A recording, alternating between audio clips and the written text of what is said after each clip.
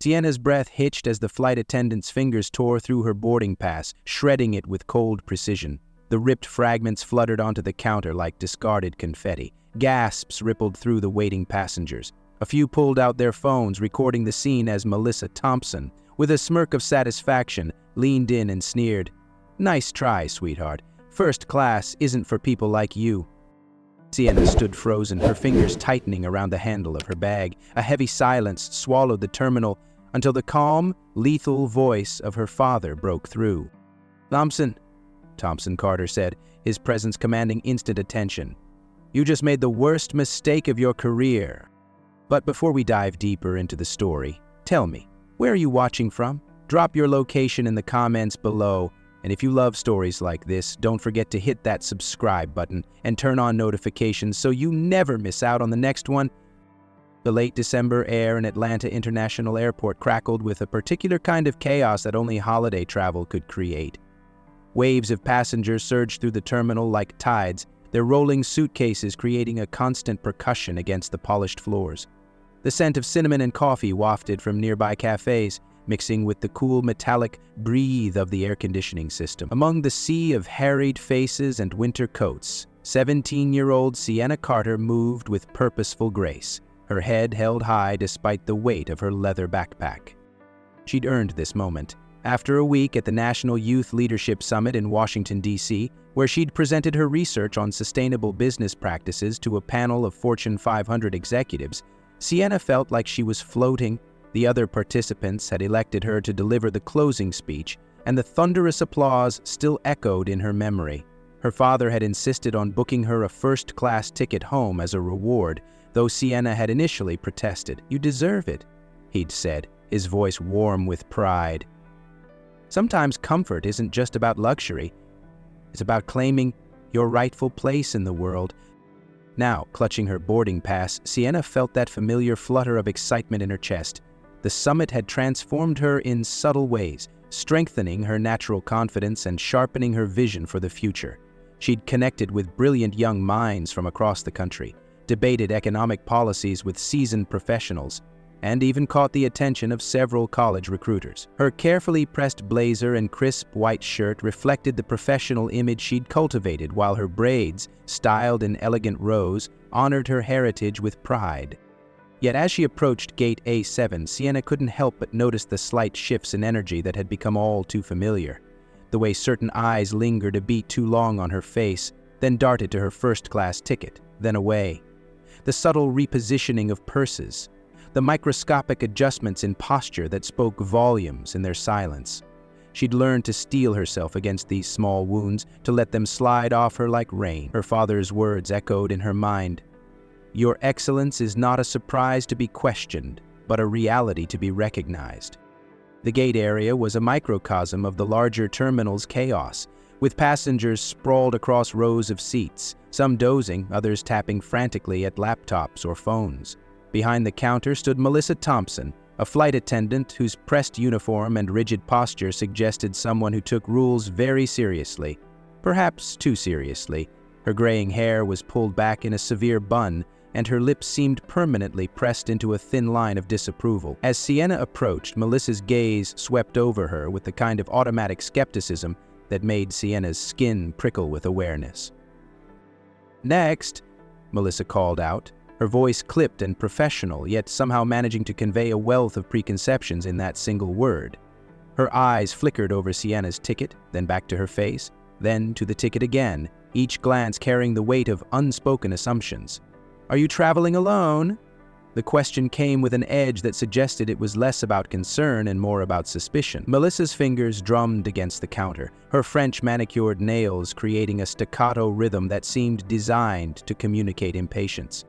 Sienna reached for her ID, maintaining her composure despite the growing knot in her stomach. "Yes, I'm traveling alone. The ticket was purchased by my father's office." She kept her voice steady, professional, the same tone she'd used during her summit presentations. But Melissa's expression only hardened, her lips curling into something that wasn't quite a sneer but carried the same intent.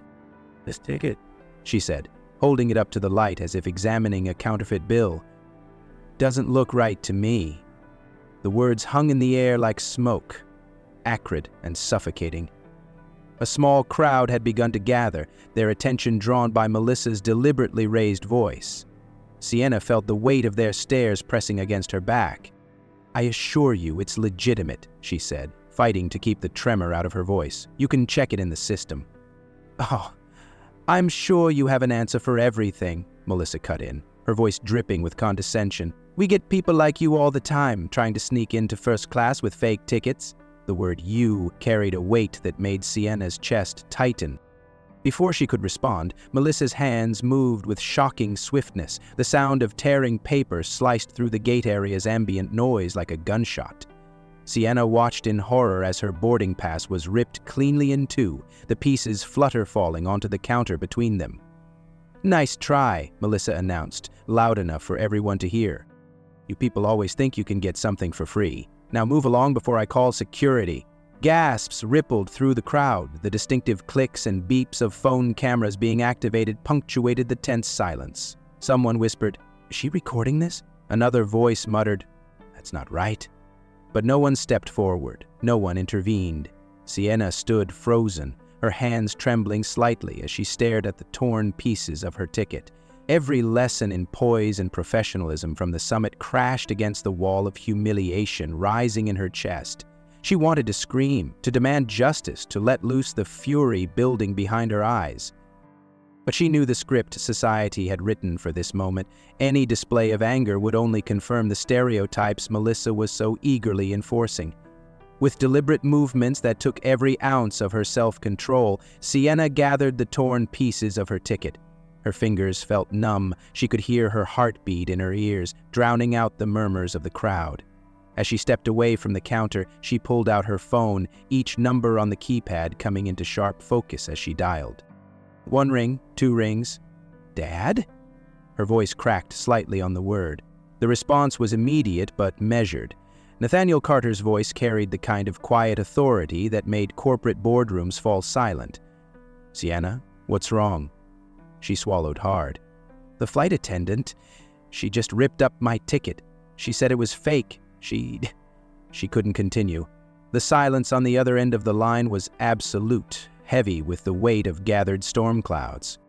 When Nathaniel spoke again, his words were precise, carefully controlled, yet carrying an undercurrent of steel that made Sienna's spine straighten instinctively. "Stay exactly where you are. Do not move. Do not engage with anyone. I'm coming." The line went dead, and Sienna knew with absolute certainty that something momentous was about to unfold. Her father, who had built an airline empire from nothing, who had taught her the value of dignity and restraint, was about to demonstrate exactly why he was both respected and feared in the industry. She found a seat near the window, clutching the torn pieces of her ticket, and waited for the storm to break. 45 minutes after Sienna's call, the main entrance doors of Atlanta International Airport slid open, and the entire atmosphere of the bustling terminal shifted like a compass needle finding true north. Nathaniel Carter moved through the space with the fluid grace of a man who owned not just the ground he walked on, but the air above it.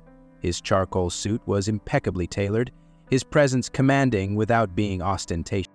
He hadn't bothered with a coat despite the December chill. The walk from his private car to the terminal had been brief, purposeful. The first person to recognize him was a young baggage handler who nearly dropped the suitcase he was lifting onto a cart. The recognition spread like ripples in still water. A gate agent's eyes widened and she immediately reached for her radio.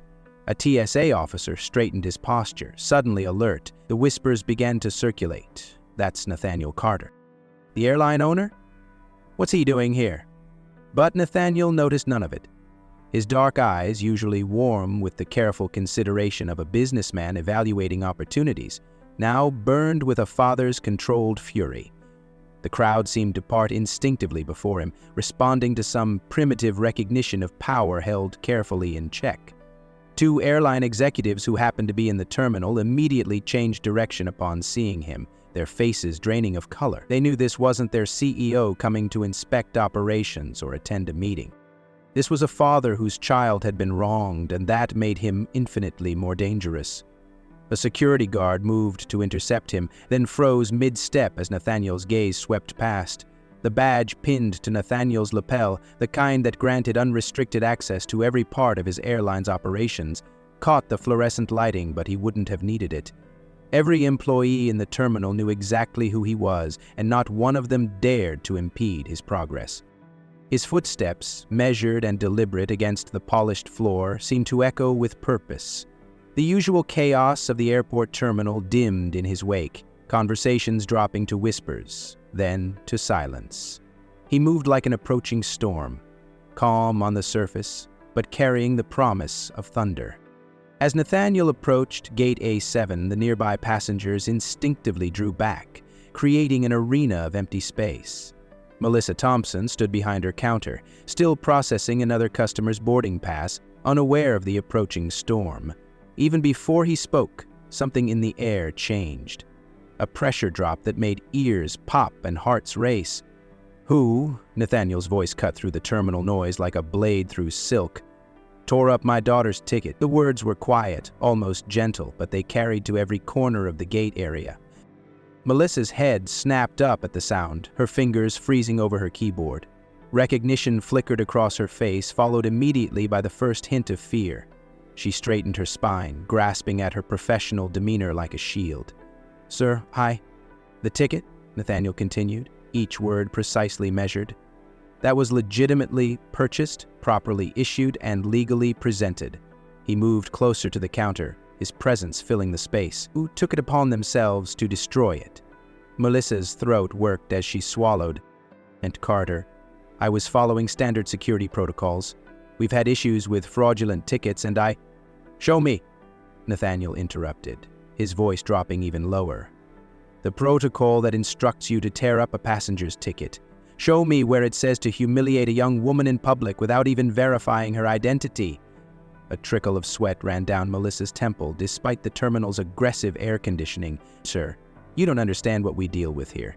People try to scam their way into first class all the time. I was just—" "People," his eyebrow arched slightly. "Or certain people, Miss Thompson." The color drained from Melissa's face. A man in his 50s wearing a supervisor's badge burst through the crowd, slightly out of breath. "Mr. Carter, I'm Mark Reynolds, the terminal supervisor. There seems to be some misunderstanding." "The only misunderstanding," Nathaniel cut in smoothly, "is your employee's belief that she could abuse her authority without consequences." He turned back to Melissa, whose hands were now visibly trembling. "Tell me, Miss Thompson, how many other passengers have had their tickets torn up today? This week? This month?" The silence stretched painfully. "Oh, I don't... Or is my daughter special in some way?" The question hung in the air like smoke. The gathered crowd was utterly silent now, many recording on their phones, others watching with a mixture of sympathy and satisfaction. Mark Reynolds shifted uncomfortably. "Mr. Carter, I assure you we'll conduct a full investigation." "You'll do more than that." Nathaniel's voice remained steady, but there was steel beneath the silk now. "You'll explain to me why an employee of my airline felt empowered to act as judge, jury, and executioner of a passenger's right to travel. You'll explain why she chose to publicly humiliate a 17-year-old girl rather than perform a simple verification check." He paused, his gaze sweeping the crowd before returning to Melissa's increasingly pale face. "And then you'll explain why I shouldn't consider this a clear case of racial discrimination." A murmur rippled through the onlookers. Someone whispered, "I knew it wasn't right." Another voice added, "About time somebody stood up to this." Melissa's professional facade cracked entirely. That's not what... I would never..." "And yet," Nathaniel said softly, "you did. The question is not whether this happened, Ms. Thompson. The security cameras and dozens of witnesses have established that quite clearly. The question is what happens next." The tension in the air crystallized as a woman in her 30s stepped forward from the crowd, her hand tightly gripping her designer handbag. "I need to say something," she announced, her voice trembling but determined. "Mr. Thompson did the same thing to me 3 months ago." Every head turned toward her as she continued, gaining strength. "I was flying to Chicago for a medical conference. I'm a pediatric surgeon. She demanded to see additional ID, made me step aside, called over security. When I asked why, she said, I didn't look like I belonged in first class. She paused, tears gleaming in her eyes. I filed a complaint, but nothing happened. I almost gave up flying altogether. The revelation sent a fresh wave of murmurs through the crowd. Nathaniel's expression remained unchanged, but his eyes narrowed slightly. Thank you for speaking up, Doctor, he said quietly. Would anyone else like to share their experience? A well-dressed man in his 50s cleared his throat, his Italian leather briefcase dangling awkwardly from his fingers. I fly first class twice a week, he admitted, not quite meeting anyone's eyes. I've been doing it for 15 years, never once been questioned, never had my ticket inspected twice, never been asked to prove I belonged there. His words landed like stones in still water, spreading ripples of uncomfortable recognition through the gathered crowd. Melissa's face had taken on an ashen quality. Her hands gripped the edge of the counter so tightly her knuckles had gone white. I was just doing my job, she whispered, but the words sounded hollow even to her own ears. More voices joined the chorus, each one describing similar encounters, subtle discriminations, small humiliations, quiet indignities that had gone unchallenged until now. Mark Reynolds, the supervisor, had begun taking notes on his tablet, his hand shaking slightly as he documented each testimony. Melissa's carefully constructed world of justifications and excuses was crumbling around her, and in its ruins stood the undeniable truth of her actions. The power she had wielded so carelessly just an hour ago had evaporated like morning dew under the harsh light of scrutiny. The scene at Gate A7 had taken on a life of its own in the digital realm. Dozens of phones captured every moment, their small red recording lights dotting the crowd like electronic fireflies. Within minutes, clips began circulating on social media platforms. Airline owner confronts racist flight attendant who ripped his daughter's ticket. The hashtag #Justice at Gate A7 started trending locally, then nationally. Comments flooded in from across the country, the incident striking a nerve in America's ongoing conversation about racial bias. She was just doing her job, one commenter insisted. Airlines have to be careful about fraud, but these defensive voices were quickly drowned out by a tsunami of outrage. Watch how she didn't check anyone else's ticket twice, another user pointed out. This happens every day, but now someone with power is finally exposing it. Video clips of Melissa ripping Sienna's ticket played on loop, each share adding fuel to the viral firestorm. The airport's Wi-Fi network strained under the sudden surge of uploads, as if the very infrastructure was struggling to contain the magnitude of the moment. Melissa watched her world implode in real time, her phone buzzing incessantly in her pocket with notifications. Her face, her name, her actions were being broadcast to millions. Still, she made one last desperate attempt to justify herself. Mr. Carter, please, she pleaded, her voice cracking. I was following protocol. We have strict guidelines about ticket verification. I was protecting the airline's interests. Nathaniel's response came with the quiet force of a glacier reshaping a landscape. No, Ms. Thompson. You were following something far more insidious than protocol. You were following your prejudice. His words cut through her defenses like a hot knife through butter. You selectively enforced rules based on nothing more than the color of passengers' skin. That's not protocol, that's discrimination. Mark Reynolds, who had been frantically consulting with airline legal counsel via text, stepped forward. His face was grave as he turned to Melissa. As Thompson, in light of these events and the multiple corroborating complaints that have surfaced, you are suspended effective immediately, pending a full investigation. The blood drained from Melissa's face as Reynolds continued. Please surrender your badge and credentials. Her hands trembled as she reached for her airline ID. But I've worked here for 15 years, she whispered. I have a perfect record. Perfect? Nathaniel's eyebrow arched. Let's review that record, shall we? He produced his phone, scrolling through what appeared to be an employee file. 6 complaints of discriminatory behavior in the past year alone, all dismissed without investigation. All filed by passengers of color. Some perfect record, Ms. Thompson. She stared at him, then at the phone, then at the growing crowd of witnesses. The carefully constructed facade of her professional life cracked completely, revealing the hollow prejudices at its core. Her shoulders slumped as the full weight of her actions and their consequences finally settled upon her. By nightfall, the incident had exploded across every major news network. Cable news channels ran the shaky cell phone footage on endless loop, their chyrons screaming, "Discrimination at 300 feet," and "Airline here, conference system, systemic racism." Local Atlanta stations dispatched reporters to the airport, their satellite trucks crowding the pickup lanes as they delivered breathless live updates. Inside the terminal, passengers continued to share their own stories of discrimination, each new testimony adding kindling to the media inferno. The airline's PR department scrambled into crisis mode, hastily arranging a press conference for the following morning. Their initial statement, a carefully worded acknowledgement of an unfortunate incident under investigation, only fueled public interest. Social media detectives quickly identified Sienna as the daughter of Nathaniel Carter, and suddenly her face was everywhere, on morning shows, news websites, and viral posts. Journalists dug into her background, uncovering her academic achievements, her recent leadership summit participation, her volunteer work with inner-city youth programs. Teen prodigy faces airport discrimination became the headline du jour, but Sienna herself remained remarkably composed amid the chaos.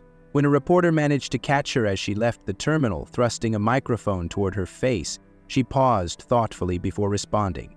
"This isn't about me," she said, her voice steady and clear. "This is about every person who's ever been judged by the color of their skin rather than the content of their character.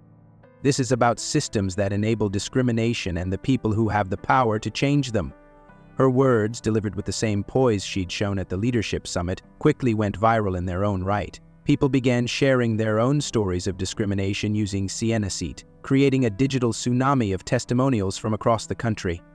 Corporate watchdogs started digging into discrimination complaints at other airlines, uncovering patterns that had long gone unnoticed or unreported. Civil rights organizations called for industry-wide reforms, citing Sienna's experience as a tipping point in the conversation about racial bias in commercial aviation. The airline's stock price took a hit as investors worried about potential fallout, but something unexpected began to emerge from the chaos. Messages of support flooded in from airline employees around the world, many sharing their own frustrations with witnessing discrimination but feeling powerless to address it. Pilots, flight attendants, and ground crew members began speaking out about the need for better training and clearer protocols. As Sienna watched the story unfold on her phone that evening, sitting in her father's quiet office high above the city, she felt a strange mix of emotions. The personal humiliation of the morning had transformed into something larger than herself, a catalyst for conversations that needed to happen, changes that needed to be made. When her father asked if she wanted him to have the PR team manage her public image, she shook her head. "No," she said firmly.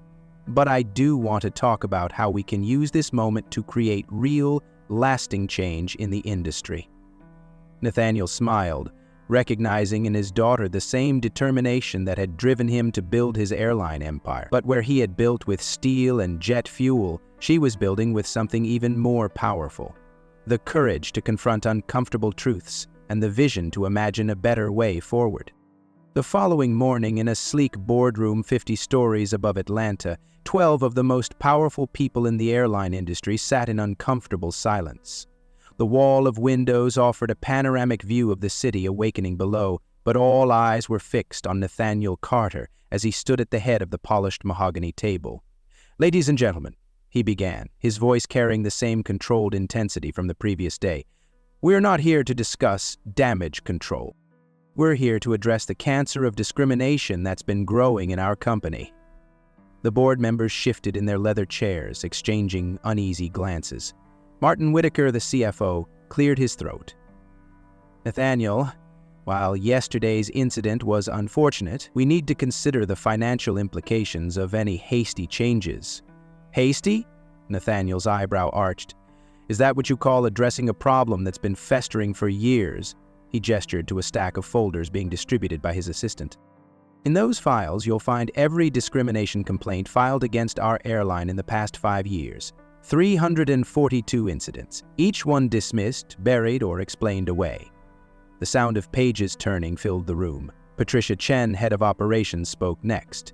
These numbers are concerning, but implementing a company-wide training program would cost millions. The shareholders will have much bigger concerns if we don't address this now. Nathaniel cut in. He turned toward the boardroom door. Sienna, would you join us, please? The board member straightened as Sienna entered, still wearing her blazer from the leadership summit. She carried herself with quiet confidence, taking her place beside her father. Yesterday, she began, her voice clear and steady, I was humiliated at one of our gates. But I wasn't just humiliated as Nathaniel Carter's daughter. I was humiliated as one of countless passengers who face discrimination every day. She withdrew the torn pieces of her ticket from her pocket, placing them on the table. This isn't about one ticket, or one employee, or one incident. This is about a culture that allows bias to flourish unchecked. The board sat in rapt attention as Sienna outlined her vision. Comprehensive anti-bias training, clear protocols for ticket verification, an independent review board for discrimination complaints, and regular audits of employee behavior patterns. She spoke with the passion of someone who had lived the problem and the precision of someone who had studied its solution. Every torn ticket represents a torn piece of human dignity, she concluded. The cost of implementing these changes is nothing compared to the cost of losing our moral compass as a company. The silence that followed was profound. James Morrison, the oldest board member, leaned forward. How do we know this program will work? These kinds of initiatives often just create resentment. With respect, Mr. Morrison, Sienna interjected, that's exactly the kind of thinking that got us here. We're not asking people to change their hearts overnight. We're requiring them to change their behavior and acknowledge their biases. The hearts will follow. Nathaniel watched his daughter with quiet pride. This was leadership in its purest form, born from personal pain but transformed into a vision for collective good. The boardroom crackled with tension as the debate intensified. Patricia Chen tapped her pen against her notepad, her financial concerns warring with her conscience. The training program alone would cost upwards of $5 million in the first year. Add the independent review board, the new protocols, the oversight committees. We're looking at 8 figures minimum. Martin Whitaker nodded vigorously. Our profit margins are already tight. The shareholders will revolt. But Robert Torres, the usually quiet head of human resources, spoke up. And what's the cost of doing nothing? The viral videos have already cost us tens of millions in market value. More importantly, how many talented employees have we lost because they couldn't advance in a biased system? The discussion ping-ponged across the table, each argument met with a counter-argument, each concern balanced against a greater cost. Sienna listened intently, her hands folded calmly in her lap. Finally, when the debate reached a fever pitch, she stood again. The room fell silent. You're all talking about money, she said, her voice soft but carrying to every corner of the room. Let me tell you what dignity costs. It costs a mother explaining to her child why they're treated differently in first class. It costs a doctor second-guessing her career choices because she's humiliated at an airport. It costs every passenger who has to prove they belong somewhere they've already earned the right to be. She paused, making eye contact with each board member. This isn't about money. It's about dignity. And if we have to choose between protecting our profit margins and protecting human dignity, that's not really a choice at all. The silence that followed was heavy with the weight of truth. James Morrison was the first to move, pressing the green yes button on his voting panel. One by one, the other board members followed suit. When the final tally appeared on the screen, 11 in favor, 1 abstention, Nathaniel nodded once, satisfied. The same afternoon, in a different part of the building, Melissa Thompson sat facing a panel of HR representatives. The investigation had been swift but thorough, uncovering a pattern of discriminatory behavior that stretched back years. The termination letter was already prepared, its legal language stark and unambiguous. As she signed her acknowledgement, her hand trembling slightly, Melissa finally seemed to understand the magnitude of her actions. Nathaniel had ensured that her employee file would reflect the true reason for her termination, not unprofessional conduct or policy violation, but documented racial discrimination. It was a mark that would follow her career, ensuring that she would never again be in a position to abuse authority in the travel industry. When she left the building for the last time, surrendering her security badge to the front desk, Melissa looked nothing like the imperious figure who had torn up a young girl's ticket just 24 hours earlier. She had become a cautionary tale, a reminder that power without compassion ultimately destroys itself. 3 weeks after the boardroom vote, the first wave of training sessions began at the airline's primary hubs across the country. The Atlanta headquarters' main conference room had been transformed into a learning space, with round tables replacing the usual rows of chairs. On the first morning, Sarah Martinez, a veteran flight attendant of 20 years, sat stiffly in her chair, arms crossed. "I treat everyone the same," she whispered to her seatmate. "I don't see why we need this." But, as the facilitator, a civil rights attorney with decades of experience, guided them through real-world scenarios, something in Sarah's posture began to change. They watched videos of subtle discriminations, discussed unconscious biases, and analyzed their own snap judgments. During a role-playing exercise, Sarah found herself stumbling over assumptions she hadn't even realized she carried. By lunch break, her notebook was filled with revelations about her own behavior patterns. The training spread through the company like ripples in a pond. Gate agents in Denver discovered they had been scrutinizing certain passengers more closely than others without conscious intent. Baggage handlers in Chicago recognized patterns in whose bags they randomly selected for extra screening. In Dallas, a group of pilots had a breakthrough discussion about why they sometimes spoke differently to crew members of different backgrounds. The program wasn't just about pointing fingers or assigning blame. It was about understanding how bias infiltrates even the most well-meaning professionals' decisions. The Independent Review Board began its work simultaneously, establishing clear channels for reporting discrimination and ensuring every complaint received proper investigation. They created a database to track patterns, making it impossible to dismiss individual incidents as isolated cases. But the most profound changes happened in the daily interactions throughout the terminal. A first-class passenger who started to complain about being seated next to a family speaking Spanish was quietly but firmly reminded of the airline's zero-tolerance policy for discrimination. A gate agent who caught herself making assumptions about a passenger's ability to afford an upgrade stopped, smiled, and processed the transaction professionally. During team meetings, employees began openly discussing challenging situations, sharing strategies for ensuring fair treatment while maintaining security protocols. The culture shift was subtle but unmistakable, like a compass slowly adjusting to true north. Even the most skeptical employees found themselves reconsidering long-held beliefs, not because they were forced to, but because they were finally given the tools to see their own blind spots.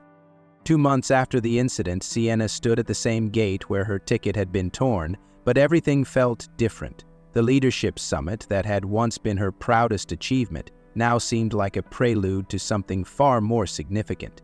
She watched passengers flowing through the terminal, noting how the gate agents now greeted everyone with the same professional courtesy, how the security protocols were applied uniformly regardless of appearance. The experience had reshaped her understanding of power and responsibility in ways no business seminar could have taught. As she waited for her flight to visit potential colleges, Sienna found herself revising her plans. The business degree she'd always intended to pursue now felt like just one piece of a larger puzzle. She'd begun researching dual programs in business and social policy, imagining ways to create change from within corporate structures. Her father's airline had shown her how institutional power could be redirected toward justice, but she knew there were countless other industries waiting for similar transformation.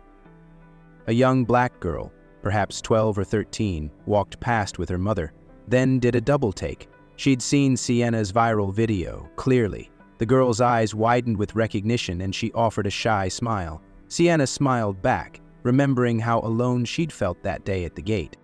The girl's mother nodded respectfully, a silent acknowledgement of shared experience and hope for change. Throughout the terminal, Sienna noticed similar moments of recognition. A group of flight attendants glanced her way, their expressions warm and appreciative. An elderly black businessman raised his first-class ticket in a subtle salute as he passed. These weren't gestures of celebrity worship. They were acknowledgments of someone who had turned personal humiliation into public transformation. As she finally boarded her flight, taking her seat in first class without a single questioning glance, Sienna felt the weight of her new purpose settling comfortably on her shoulders. The torn ticket had become more than a symbol of discrimination. It had become a catalyst for her life's work. She pulled out her laptop, opening a document titled Future Initiatives. The list was ambitious: expanding the training program to other airlines, developing metrics to track industry-wide progress, creating mentorship programs for young professionals of color in aviation. Her father had built an airline. She would help build an industry where dignity wasn't a privilege, but a right. As the plane took off, lifting her toward her future, Sienna smiled. Sometimes the most powerful changes began with a single moment of injustice, transformed by the courage to demand better. 6 months after the incident that changed everything, Sienna stood at a podium addressing a conference of airline industry executives. The spotlight caught the determination in her eyes as she shared her vision for a transformed industry. "For every ticket ripped," she began, her voice carrying to every corner of the packed auditorium, "for every moment of public shame, there's an opportunity to demand change, but that opportunity comes with responsibility." She paused, letting her gaze sweep across the audience. "Not everyone has the privilege I had, a father with the power to make change happen. Most people who face discrimination have to swallow their dignity and walk away, carrying that wound with them forever." The room fell silent as her words sank in. That's why those of us with power, with platforms, with privilege must speak up. Not just for ourselves, but for every person who's ever been made to feel less than human because of their race, their appearance, or their background. Security footage from that fateful day played on the screen behind her. The torn ticket, the confrontation, the aftermath. But now these images weren't just a record of discrimination. They were a testament to transformation. Every day I receive messages from people sharing their own stories of discrimination, Sienna continued. A doctor who was questioned about her first-class ticket, a lawyer who was asked to move to the back of the plane, a student who saved for months for a ticket home only to be treated like a criminal at the gate. She pulled out her phone, scrolling through comments on the viral video that had started it all. These stories pour in from across the globe, each one asking the same question: how did you find the courage to stand up? And I tell them, courage isn't about having power. Courage is about using whatever power you have to protect the dignity of others. The conference hall buzzed with energy as Sienna invited audience participation. "I want to hear your stories," she said, gesturing to the interactive display where viewers could share their experiences. "Have you ever faced discrimination? How did you handle it? What would you do differently now?" As responses began flooding the screen, a powerful tapestry of shared experiences emerged.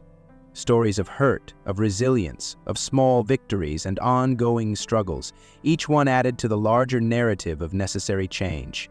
Sienna stepped back from the podium, watching as the conversation she'd sparked continued to grow. The airline industry was changing, slowly but surely. Her father's company had set a new standard, with other airlines beginning to adopt similar training programs and accountability measures. But there was still so much work to be done. In the back of the room, she spotted a familiar face, the young girl who had recognized her at the airport months ago. Now she sat proudly in a junior flight academy uniform, her dreams of aviation no longer limited by other people's prejudices. Sienna smiled, thinking of how a single moment of injustice had sparked a movement of transformation. She returned to the microphone one last time, her voice filled with quiet conviction. "A torn ticket is just paper," she said, holding up the framed pieces of her own ticket, now a symbol of change. "But dignity? That's something no one should ever have the power to rip away.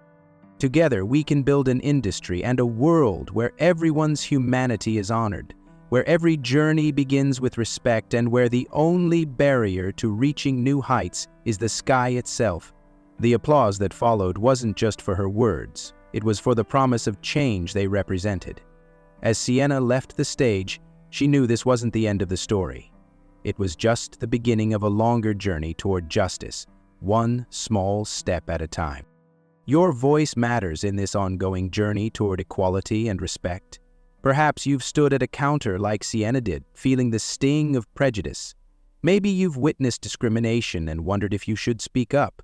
Or possibly you're realizing now how unconscious biases might have influenced your own actions. Every story of discrimination faced, challenged, or overcome adds another thread to the tapestry of change we're weaving together. We've seen how one moment of injustice, transformed by courage and determination, can spark a movement. Sienna's experience became a catalyst not just for airline policy reform, but for a broader conversation about dignity and respect in public spaces. Now it's your turn to join this conversation. What's your story? When did you first realize that standing up against discrimination wasn't just an option, but a responsibility? How did you find the strength to speak up? Or if you stayed silent, what would you do differently now? Share your experiences in the comments below. Your story might be exactly what someone else needs to hear to find their own courage to stand up, speak out, and demand change. Remember, transformation doesn't always require a powerful parent or viral video. Sometimes it starts with a single voice, refusing to accept injustice as normal. Together, we can create ripples of change that grow into waves of transformation. By sharing our stories, supporting each other, and committing to better choices every day, we build the foundation for a more equitable world. Click that subscribe button to join our community of changemakers, and hit the share button to spread this message of hope and empowerment. Because when we stand together against discrimination, we stand on the right side of history.